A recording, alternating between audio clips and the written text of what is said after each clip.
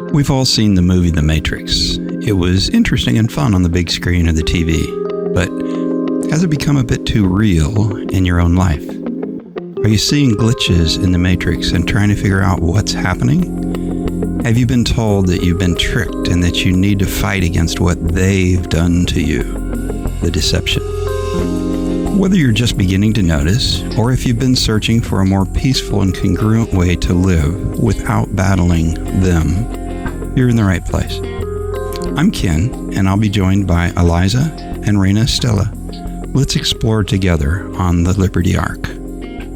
I'm Ken, and Eliza and Raina Stella are with me, and we'll be reading through it and then discussing it. How you guys doing? Doing wonderfully. Great to be here again, with family. You're getting the hand signs down. That's good.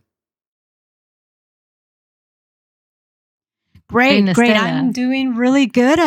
Such a busy week, but having a lot of fun, learning a ton. So I'm very happy to be here with you all. Excellent. Okay, and I've got my coffee, so I'm happy. Keep you happy, Ken. That's right. It's important. All right, so let's head right into the reading, and we'll go from there. So Eliza's going to start off for us here. If I can get this up properly. Give me just a sec to get it up on the screen properly. Nope, that was wrong. But I can edit that out.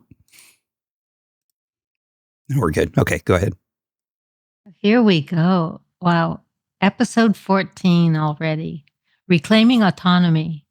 The importance of resilience. The journey toward freedom is not without its challenges. Building resilience is crucial to navigating the obstacles and setbacks that will inevitably arise.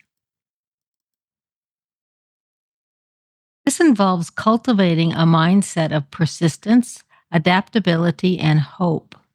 It means recognizing that while the systems of control are powerful, they are not invincible.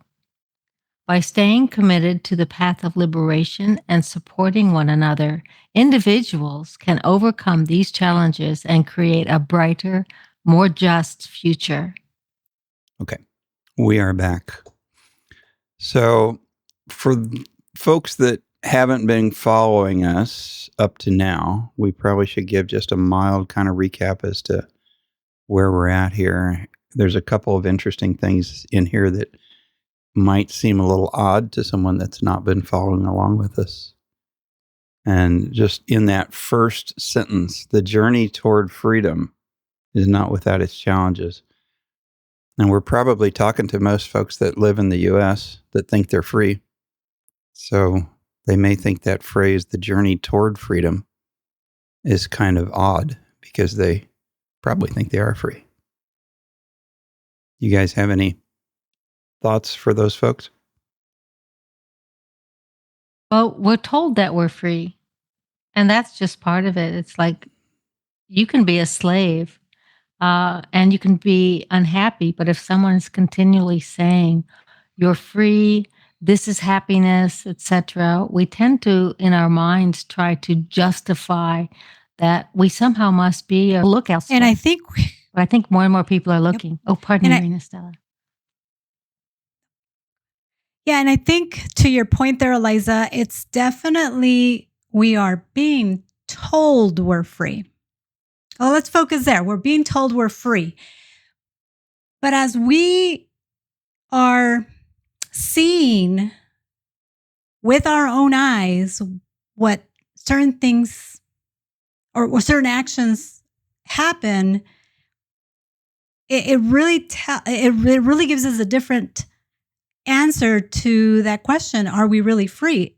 It just seems like the actions being taken and we're seeing them really doesn't define freedom for us. We're just being told that we are. We have believed also that we are. And then also on that same sentence, I just want to say in general, right? What journey comes without challenges, right? Like, let's think about it, right? Every journey does have its challenges, but of course, we're focused on this specific journey, which is freedom. And we have to fully understand that I think it's to the point where they want us not to believe our own eyes, and that we need to just continue believing that we are free when we're really not. And the sentence kind of begs the question of free from what, from who, to do what? What? You guys have any input on All that? of the above, right? I would say all of the above. Well, should there be limits to freedom? I don't think so, because we were... So I can slap you around and it's okay? No, that's where you stand up for yourself, right? That's where I would stand up for myself. So we should all just whack each other around and stand up? I don't think so. I think it's more so... I'm being a smart aleck on purpose, but I'm trying to make a point. But it gets down to like in the founding, fathers, what they wrote is do no harm. As long as you are doing no harm, basically you have personal freedom. Okay, so yes, there are limits, but you should choose what is right for you, but you cannot choose what is right for another. Mm-hmm. Rebecca has one of the authors of the book has a phrase that she uses a lot, and I'm probably going to mess it up, but maybe you guys can correct me. It's something about your rights to me are my responsibilities to you, and the other direction also. Right. So we all have rights, but we also have responsibilities. And so freedom has its limits in that I should be free to do whatever I want to do as long as it doesn't impinge upon you, basically. Like the 10 Commandments. I told you guys there was challenges, even discussing this, right? Of course. It got challenged right away. Well, but that's part of the fun of having the three of us think different ways and you point to those things, because no matter what discussion you're having, there's always going to be a different way to look at it. There's going to be somebody that sees something a little bit different than you do. And that doesn't make anybody right or wrong. It's just different. 100%.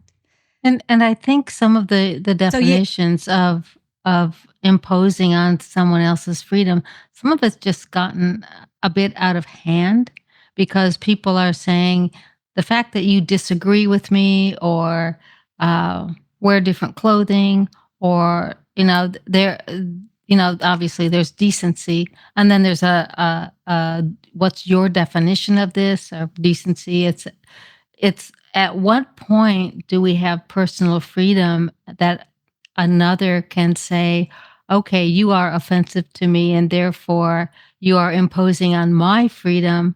We have to go back to basically base principles and say, what is realistic? And that's where I think we have to speak up.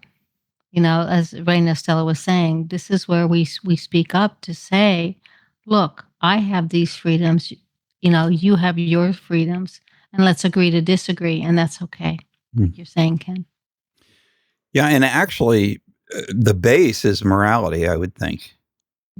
Right? I mean, as we said early on in one of the first sessions, was that the way that our system is theoretically was originated in design as a republic is for moral people that have a certain degree of capacity to manage themselves and not have to have gobs of rules in order to keep chaos from ensuing. And unfortunately, some people don't fit into that category. So then the rules start pounding on, and bureaucracies love to pile on more rules and regulations, to the point that the rules and regulations get oppressive and ridiculous, to where they don't even have a value in reality. They just create another form of control. And I think what's happening a lot today with society in general is we have lost that common sense approach, right? We're too quick to either become victims of what's taking place. We're too quick to judge the other person before really taking a step back and analyzing, and not always wanting to be correct or right, both people, right? Or whatever group's having the discussion. One person does not have to be right. There could be a lot of rights within that discussion. And I think that's what's really, hurting us.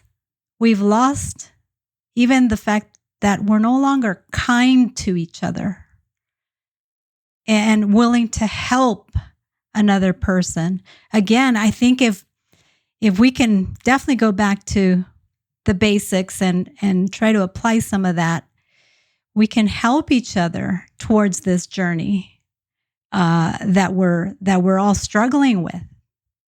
So yeah, I think it's just so many changes have evolved to position us in this situation. Like the societal expectations of common courtesy and respect, etc. Those have been changing, and so it's that expectation isn't there, and it should be. I notice even in like academic conversations and so forth, with intelligent people, I see a lot of inability. There's a lot of emotion that gets involved when it should be discussion instead of emotional stuff. And instead of just disagreeing and trying to understand the other side so that you can actually converse, it's you think differently than I do, so therefore you are bad and wrong, right? It's a judgment of the character of the person rather than a discussion of the different ways of looking at things, which makes me crazy. It goes down to we no longer know how to debate. Absolutely. I mean, debate when I was in high school, Mm-hmm. You hear both sides. And that's part of the fun of debate, right? I mean, you get given a topic and you get told you debate this side of that topic, right? And then they may turn it around and now it's your turn to debate the other side of the topic. And that's a fabulous way to find out there's different ways of looking at things. And if you just reinforce your own way of looking at things, which is what most people do, it's called confirmation bias, right? You never have a chance of agreeing or coexisting in a comfortable way with other people because you're too busy validating the differences that you have with the person instead of attempting to not agree with what they're saying, but look at it from their perspective. There may be some things in there that you might go, hey, that kind of makes sense. And I think with that said, because we're no longer having that, it is always one-sided. Like it's always like, I'm going to take this side or I'm going to take this side. And I don't think that's really it's really what we want. We may say that's how it is because that's what's been developed, right? Because debate existed not too long ago. And because they've pushed that off, it's one-sided. And that's why there's so many emotions involved, because it just seems like we have been told that it's this way or no way. Pick your side. Which way do you want to go? And I think that's where it is hurting us the most, or that's where it is hurting us in general. You know what's interesting to me? I try to avoid, especially political conversations, but even scientific conversations in most groups, because you have no idea where, if it's a new person I don't know where they're coming from, but I know they'll probably be emotionally attached to whatever that direction is.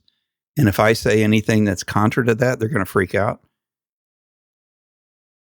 And it's both sides. It's not, it seems like nobody is rational enough to have an actual conversation without losing it from an emotional standpoint if the other person doesn't feel exactly the same way as you do about something. And doesn't it make you feel like even with immediate family, like you take a step back and try to avoid bringing up the subject. Even if they bring it up, you still take a step back and observe and hear, because the minute that you step in, it's like adding, right? It's adding like fuel to the fire, I guess. Yeah, it's like you're constantly having to walk on eggshells and be careful about everything, right?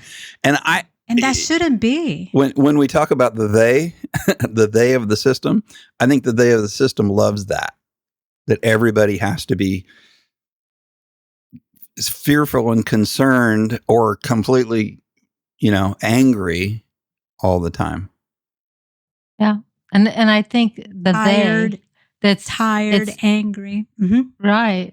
But it's part of, that's what the system does, because it keeps everyone busy and distracted and not happy. And like we've discussed before, they're creating very strong, almost like lifestyles on different sides of the aisle.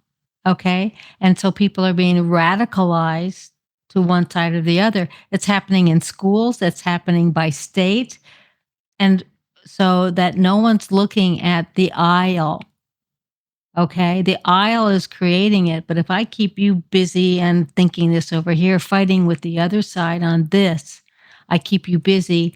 You don't see what we're doing here, and you're not seeing why. And I truly applaud those that actually bring issues forward, like we're talking, bringing issues forward and stating we used to know that it was like, let's state the facts of the situation and then discuss both sides. But now even the facts are being radicalized and opinionized. That's not really a word, but we don't even know what the facts are anymore, because everything is just, it seems like invented, or it's AI, or it's just a very confusing world for anyone growing up. So trying to find a community for discussion is very difficult. Yeah, there's a huge distinction between facts and interpretation, and people, I find most of the people that I talk to are sharing with me their interpretations,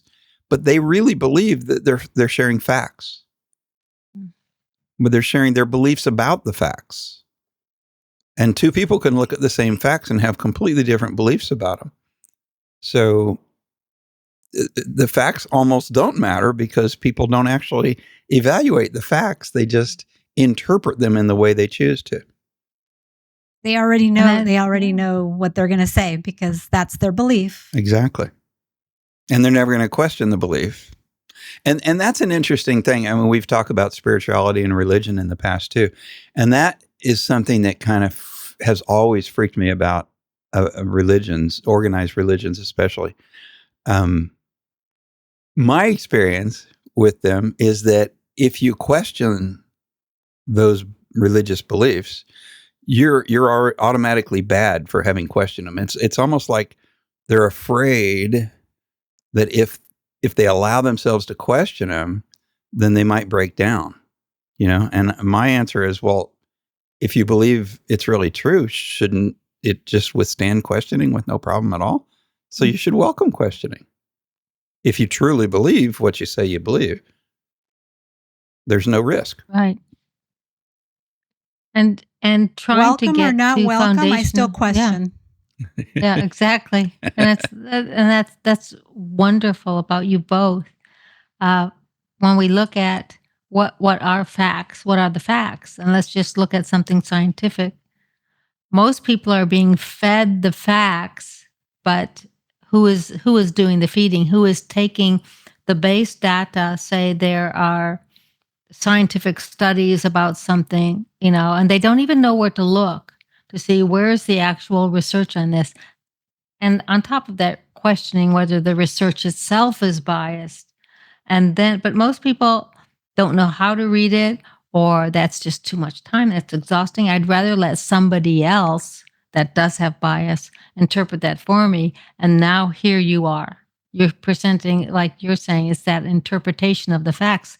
But most people didn't even have the base data or base facts to begin with. So the starting point is corrupt. Yeah. Well, even any statistics that come out from the government, in my view, they're absolutely unbelievable. There's no way in the world I would believe any of the statistics that come out from the government. In our group here, we know how those statistics are and how easy it is to put a real curve, falsify statistics, making it look like they're real, but they're bent. Well, and they change the way that they're calculated from year to year in order to create the effect that they want, but they don't bother to tell you that they've changed the way they're calculated. And then they compare last year's numbers to this year's numbers when they're not comparable at all. Right. It's credibility. It's been lost, right? Yeah. That is why,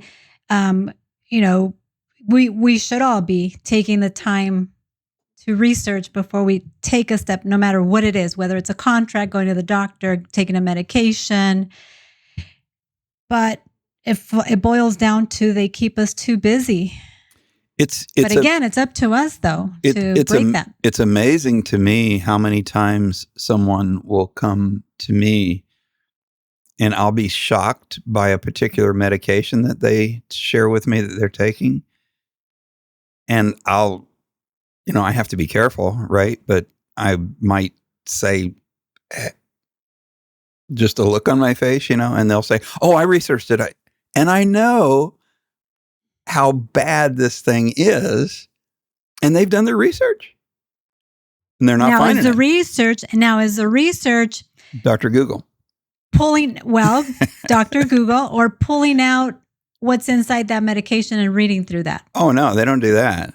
But if they only did that, you're still getting the information fed to you. You need to go outside of that and do your own research. I understand it's definitely the time. We don't put the time into it because we think we don't have the time. And there's more important things like watching TV than putting in the time, right? Yeah. It's just priorities. And confirmation bias comes heavily into this too, because if you're wanting that medication because of some magic thing it's supposed to do for you, and you go out to research it, your brain is going to be looking for things that validate it and ignoring things that are opposing it, right? So when I'm researching something, like I've signed up for a economics course the other day, that the guy is coming at things from a completely different way than I do, politically, scientifically, and I purposefully searched him out to study under him because I want to hear his side of it. If he's got valid info, I want to learn it, right? But that doesn't mean I'm buying into everything he's saying just because I'm studying it.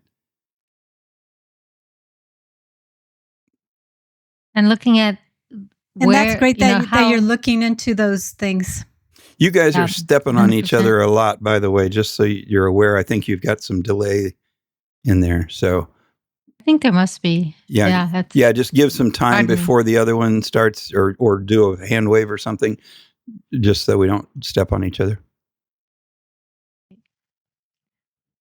Eliza, you were starting to say something? Okay. No, I didn't. And thanks. Looking at when we're saying, where do you get your facts? And it's like, journey toward freedom is not without its challenges. And then building resilience. It takes strength. It takes time. Navigating the obstacles, which are basically where you're getting your facts. The obstacles are time. The obstacles are being willing to get the facts. How many people that say come to you, Dr. Ken, when you're dealing with patients on these medications, just for instance, to say, have you read the package insert? And all of the outcome, the warnings, the side effects, nobody does that. First of all, I don't want to know because I want this. Okay? Don't confuse me with the facts. Don't break my bubble here. I want this thing to be magical. So that is one of the biggest things. It's like, have you ever read a package insert? It's all there. But that goes to the package insert on just about everything in life. Are we willing to look at the package insert and then figure out a way forward for freedom? Because it has to come with knowing where you're at. Remember, we started this out as you are here. We don't know without establishing and kind of doing the hard slog to establish where we are, what our starting point is, kind of what the facts are, to pick a way forward. And then it becomes a joy eventually. And having some good buddies to do that with really helps, or a community or a guideline. Yeah, and obstacles and setbacks, right? To your point there, Eliza, is maybe, and I was joking about, I have more important things like watching TV than doing my research, right? Just in case I get criticized on that. But in general, that was sarcasm right there. It was just making sure that we do understand that those obstacles and setbacks can be, right? Our day-to-day may be a setback while we get, I don't want to say comfortable, while we get into a process or a rhythm of research, right? And knowledge and new knowledge that will put us back into wanting to know versus just going with the flow. In other words, when you start to push yourself to do something different, right? And you start gaining, wow, I didn't know that this medication would do this, or I didn't know that, right? That information, it'll start calling you back in, because when we start looking at taking care of ourselves first, and then, of course, if you have a wife, kids, a husband, an older mom, the information you're going to gather, one, it becomes so interesting and it pulls you in. And not only are you going to better yourself, you're going to start seeing hope and helping the people that surround you, right?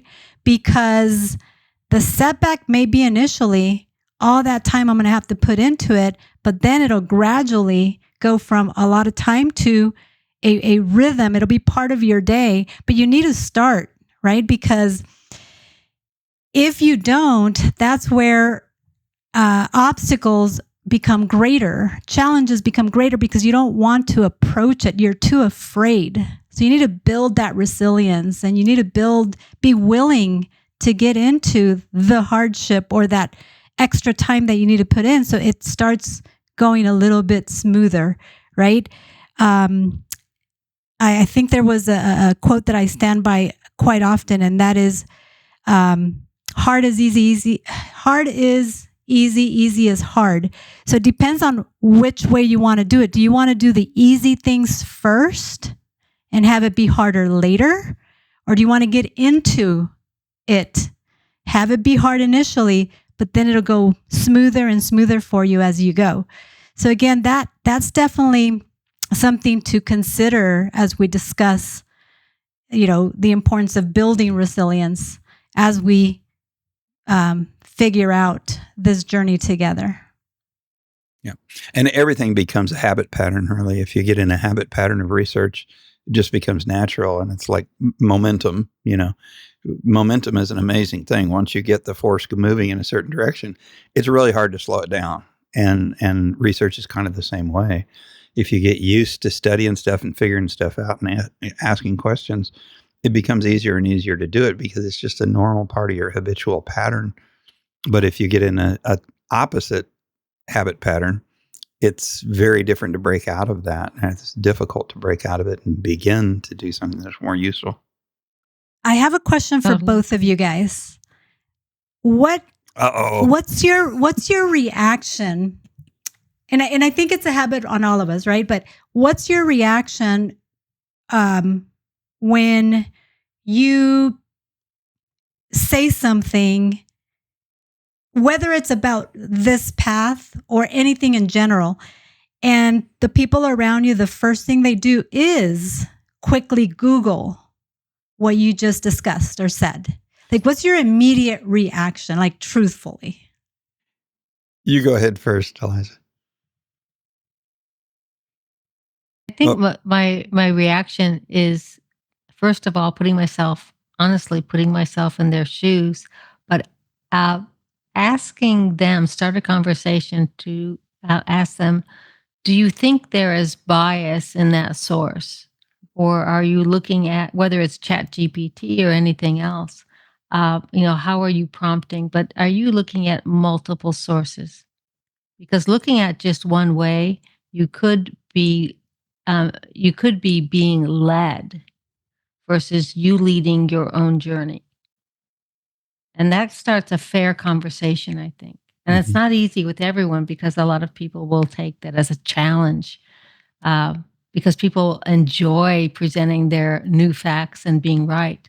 But I think we have to have courage and do it in the right way and with kindness.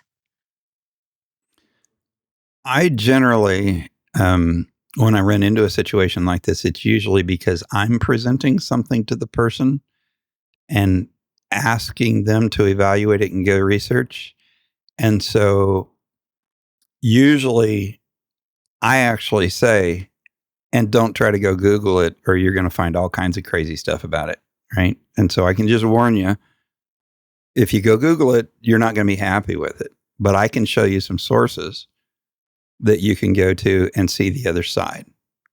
So that I prepare them for what they're going to find, but then it's up to them if they want to believe the standard line on Google and be mind torqued, basically, as long as they have some other good sources that they can choose to look at both sides if they want to.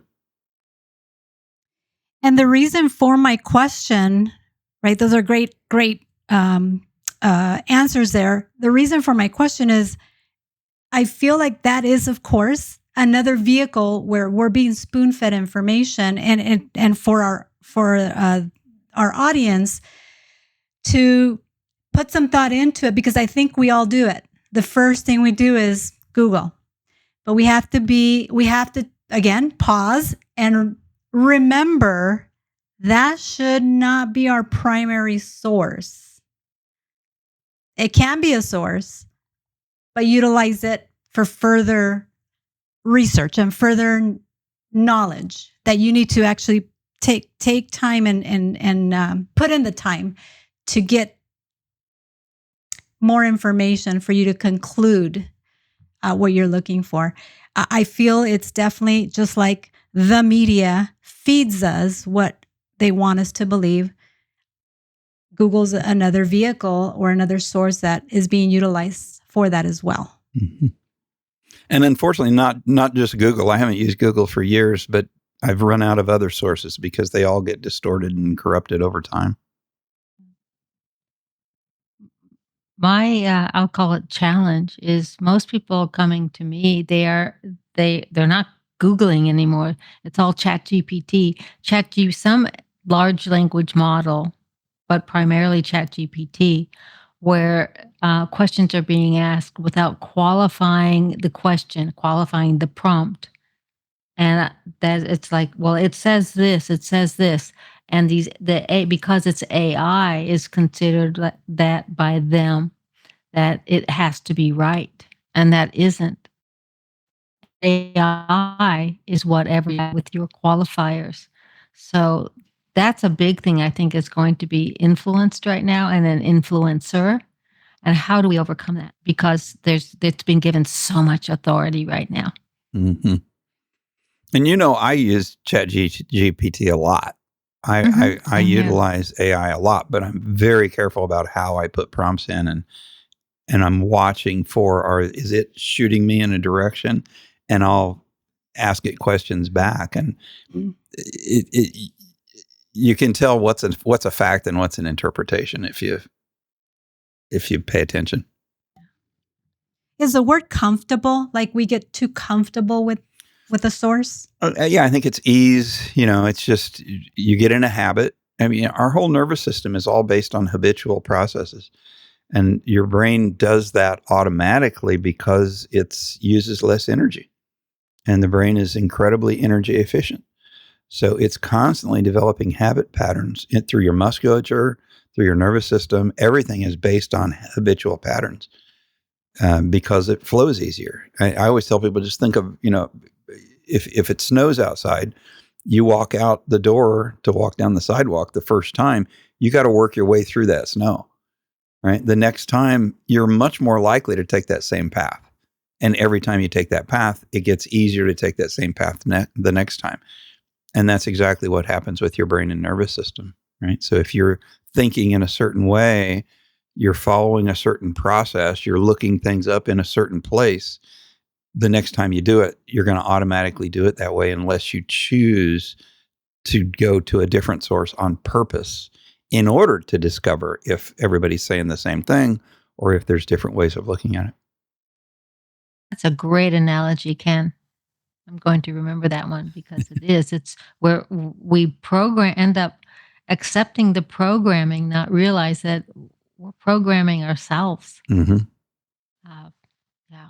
Yeah, humans are just established in that way. I mean, so we have to we have to recognize it. It doesn't mean it's a good or a bad thing. It's just the reality of how we work. And if you're not aware of it, it controls you rather than you controlling it. Also, humans we can easily adapt to anything. Oh, yeah. Why do you guys feel, I feel this. Why do you think we are having such a hard time adapting, not us, but in general, society, adapting to new things? Having lived the last 10 years with an older individual, my mother, the older people get, the more difficult change becomes, generally speaking. And I hate to say that as a fact because I don't think that's happening to me, but I could be biased in my thinking. I tend to get more out of the box every year rather than the other way around, but I do it purposefully.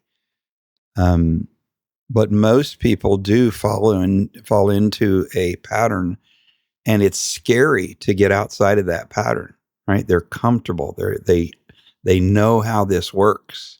And even if the crazy thing is, even if the way they're doing it is not working for them at all, they still will do it that way because the devil you know is better than the devil you don't know, basically, right?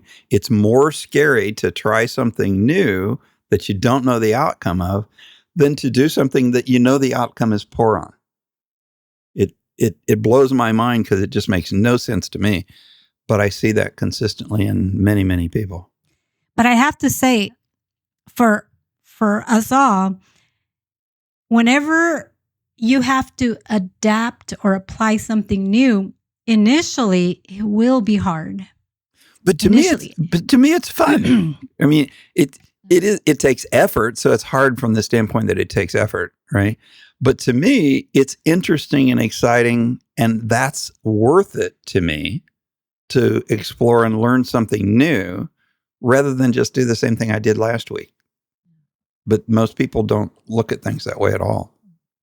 Because you make it fun. System, so it's up to us. Right. You make it fun. Sorry, Eliza, go ahead. Oh, you're fine. The system's designed for us to be complacent. The system's designed to have us, it's bread and circus, just like it was 2,000 years ago. Keep us entertained, keep us, drinking. It's interesting what everyone thinks about alcohol. It's a drug, but no, it's a legal drug. But keep people distracted and happy and programmed, and that they're not questioning the programming. Now, what this journey, and it's been I don't know how many years for me, has been something that had to be a purposeful decision but I could not stay where I was because this knowing that things were not free, as soon as you have that realization or even that niggle, you start out. And then eventually you experience the joy of your first aha moment. It's like, no way, or oh my gosh, or I can do that, or is that really what I've been agreeing to? you start having this series of aha moments that push you forward, like you're compelled to find out what the next thing is. It's still an allocation of time and energy and brain power, but you actually will find that it's joy, and then you get connected to a community where you can share, and it is a sharing journey. It's not just like here we share. We don't tell anyone what to do or what their journey should be, but find a community where you can share. But it's those aha moments that start just all of a sudden snowballing you forward. And that's been a joy for me personally. Yeah. And Ken, I know that you mentioned you make it fun. So it really is up to each of us to apply it, right? And do we want it to be fun? Do we want it to be hard? But in general, to my point of hard is easy, if we stay persistent, if we do initially find that it's hard, right? It's that persistence, that not giving up, the keep going, right? Because it will become easy because you've put in the hard work initially. That goes for everything, right? And for the longest time, right, when I started this journey, this path, for the longest time, I'm like, the system is a monster, right? It's so powerful. How could me, Reina Stella, do anything? One individual. And my thought process is completely different today because of what I've learned these last 18 months. I got a request this morning from somebody. I'm not going to share any names, but it wasn't one of us, about a learning program that I had shared some information about. And this person asked me, I've been through a bunch of training programs on that same information. What makes you think this is different than the others? And I said, did I say this is different? I just said I made it work. So just because you've gone through a bunch of programs and you didn't make them work, that doesn't make the program bad. It doesn't mean this. I said, I don't think there's anything magical about this one. I just did it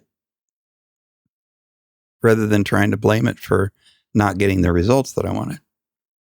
And I got the results I wanted.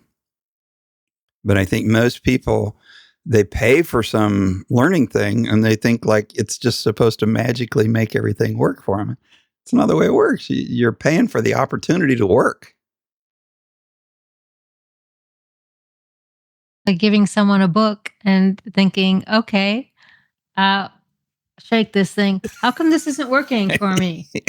What's it? Come on, do something. Exactly. And you haven't opened the first page. And right? People do. People tend to do everything that way. Like at the office, right? I refer a lot of people for inversion tables where you hang upside down, And this is the case with everything I might suggest, right? They'll come in and I'll tell them that this, in your particular situation, I'd really suggest that you do this. I think this will help you to need me less, which is my purpose in life, is to make them need me less, not more. And inevitably they'll come back and I'll say, have you been doing X? And I bought one. And that's not what I asked. Are you using it regularly? Oh, well, no. And they can't understand why they're not getting results. I've been guilty of that in my life, like buy something and it's like, you find it in the box a couple years later.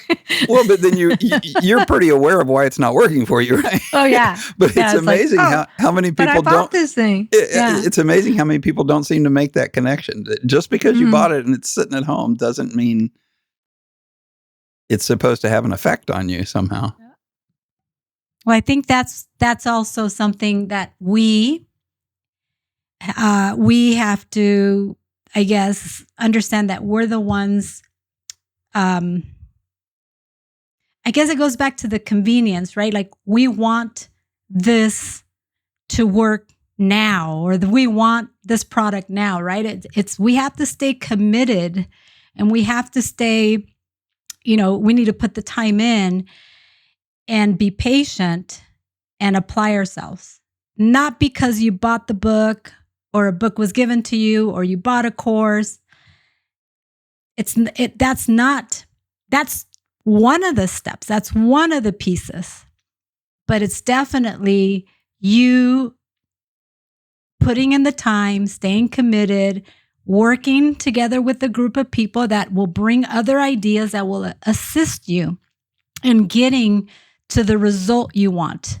So being patient, and definitely knowing that you have to put in the time to be able to get that result you want. It won't happen on its own. And it won't happen, even if you have a study group, it won't happen if the other people are putting in the work and you're not. So you need to consider that as well. It's the application, right? You can buy the book, you can read the whole thing, you can buy the course, you can attend everything. And then, like you're saying, if you don't then apply it and see how it, affects a real world situation, etc., you're still only halfway there, even after you've read the book or taken the course. And a lot of people will say, like I said, you said, Ken, they'll get it, they'll get the device out of the box, and then you'll say, hey, but have you used it? No. But that's funny how it's not having a positive effect. Yeah. Well, the other thing too, it's interesting when people are evaluating things like courses and so forth. There's two ways of looking at things, and I tend to be very the glass is half full rather than the glass is half empty. But it's interesting when people are evaluating things, they'll tend, and you want to look at both sides. It's kind of crazy to have rose-colored glasses on and not look at both sides, but most people will lean toward one direction or the other, and that is, show me some people that have had success with this. That's the way I look at it, right? Because I always look at it, if somebody else could have success with this, I can too. I'm just as good as everybody else, right? But other people will listen to a bunch of success testimonials and they'll go, but has somebody not made it work? Well, yes, obviously. Nothing is 100%. It's just not. And it doesn't really depend on the thing. It depends to some degree on the thing. But if other people have made it work, why not you? I think it's applying ourselves and putting it to practice. It's something I learned at a very young age, mainly because I was involved in sports. And if we put it to practice, take action, little by little, right, you'll get there. I really think that's what it boils down to, is action, practice, and action. And you'll get the results you're looking for. And seek out those who did make it work versus conversing with the ones who basically said it failed them. Because it's all individual cases, but did it fail them or did they fail to launch for some reason? So find out the successes. That's a basic rule of life, is find out those who have succeeded. And then it's basically, even if you can find a mentor and then be a mentor as well. We're still on the first page. Do you know that? And we're we've bled over into over our 20 minutes. So I'm going to the second page. And I think it was like 2 sentences, wasn't it? That's right. It was 2 sentences. Yeah. And this one's only 2 sentences too, but it takes up much more of the page. And I think we pretty much bled into this page in our current discussion. So that mindset of persistence, we've just said adaptability. But the other thing on hope, okay, you can pay attention to those who are saying, look, there is no freedom, you're slaves, it's hopeless, so just be satisfied with what you have.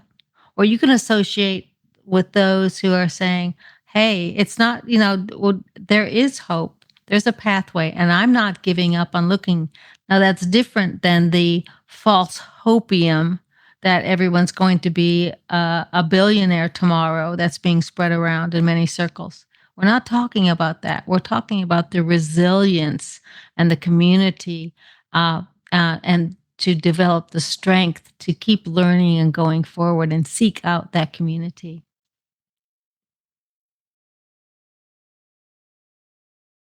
Right, Estella, do you have something to say about that?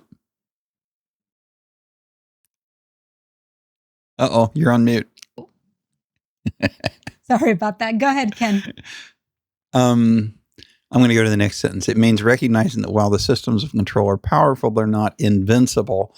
And from our perspective, I guess I always have to, I feel like I have to, if there's any word that comes up here and here that sounds like a battling situation, I always feel like I have to jump in because we don't battle. And that doesn't mean we get run over. It just means we don't argue. And I'm not trying to invent what would be what you would do if you would vince. You know what I'm saying? Vincere is Italian for it, right? We're not trying to destroy the system. We're trying to make the system unnecessary.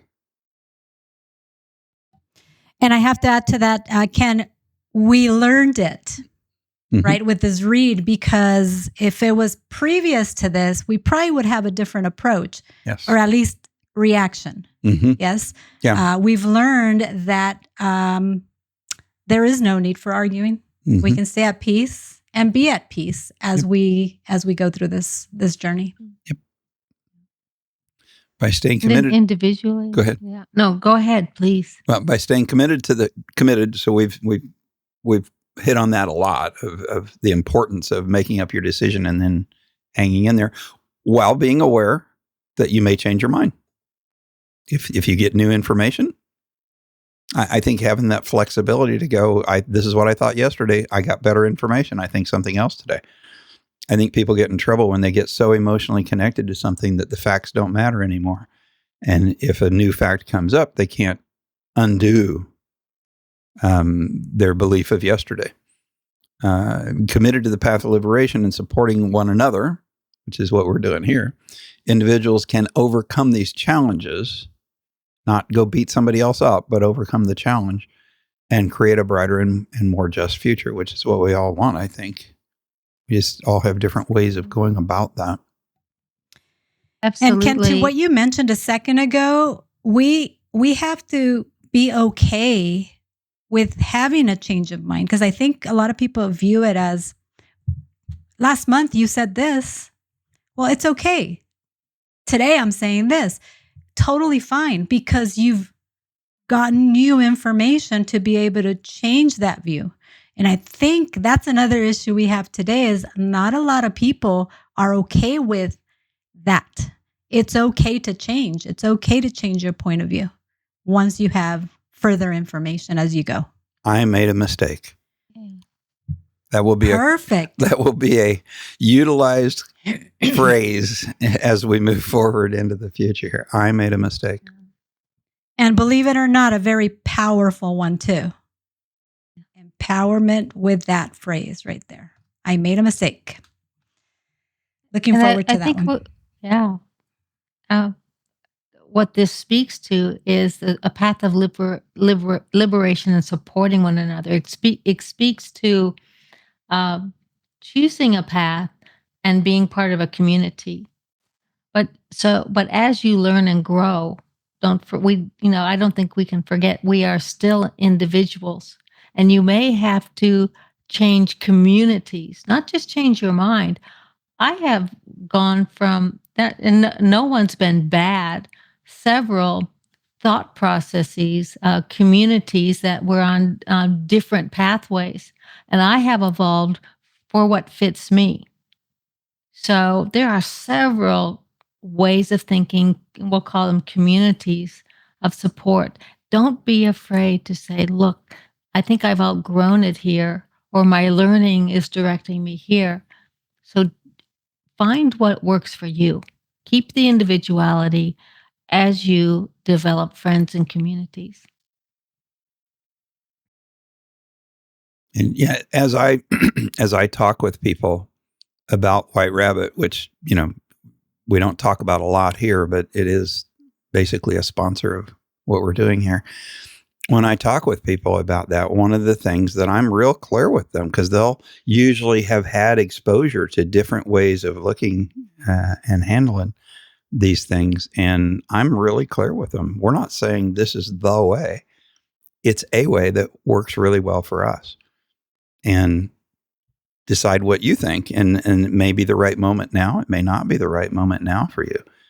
And there's no need to push anybody, but just to expose people to ways of thinking and allow them to decide if it's the right thing for them at this moment or not. Good point. Yeah. White Rabbit Academy has been very good for me personally, but it is one of my steps for growth. And I see myself, because for me, that group, that community, has been like evolving itself, its own thinking. They're not afraid to change. They're not afraid to say, "Hey, this isn't really working," or "This is wrong."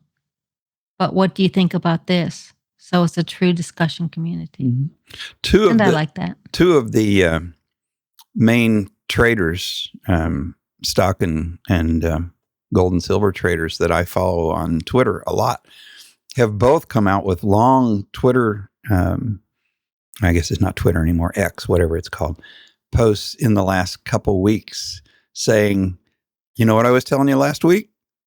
Completely wrong. I'm switching over here. And I'm proud of it because good traders have to be able to flip on a dime, because if the situation changes, I was wrong. I made a mistake last week. I'm not going to continue on with that mistake once I recognize that it was a mistake.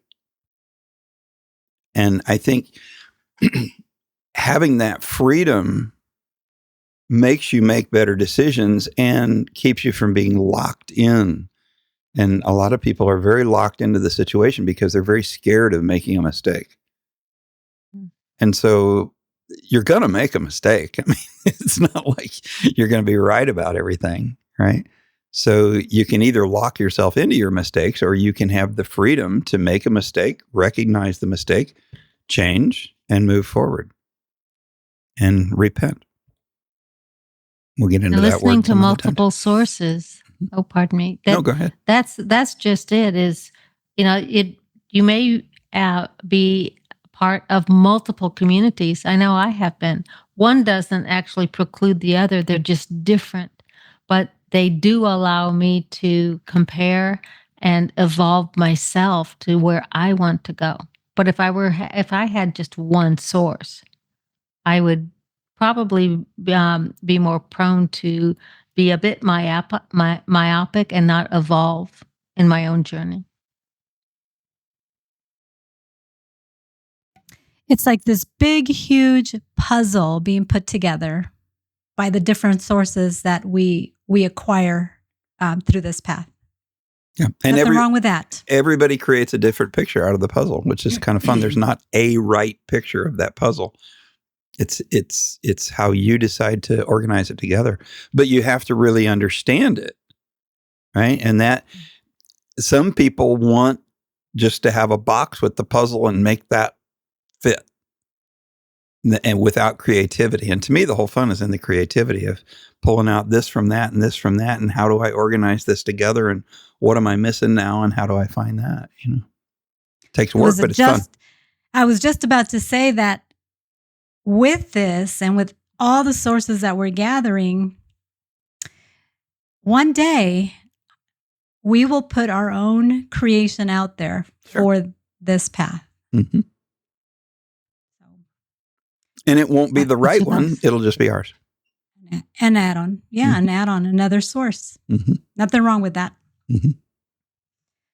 And to close on my end, guys, I just want to repeat what we've been discussing on my end. The small intentional actions build unstoppable resilience, and we need to definitely, read that over and over and over, because we are definitely a superpower. That was beautiful, Reina Stella. I second that. Thank you. I agree. All right. This was a fun one. It went longer than I expected, but had fun. It's great. It's been great, guys. All right. We'll call it quits for tonight and be back for round 15. Models for liberation is where we'll be headed next time. To break free from the cycles of financial and legal bondage. Okie doke. You guys have a good rest of the evening. You do the same. Thank you, guys. See you next time. Bye. Much love. Bye-bye. See you next time. The views expressed in this Liberty Ark podcast are for informational and educational purposes only.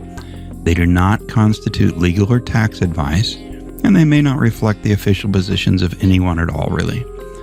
We want to express our appreciation to the authors of the unpublished manuscript titled The Great International Heist, on which the Liberty Ark podcast is based. Rebecca and Jonathan Rodrigues, the authors, provide courses that go into much greater depth and are available at libertyarkpodcast.com/White Rabbit.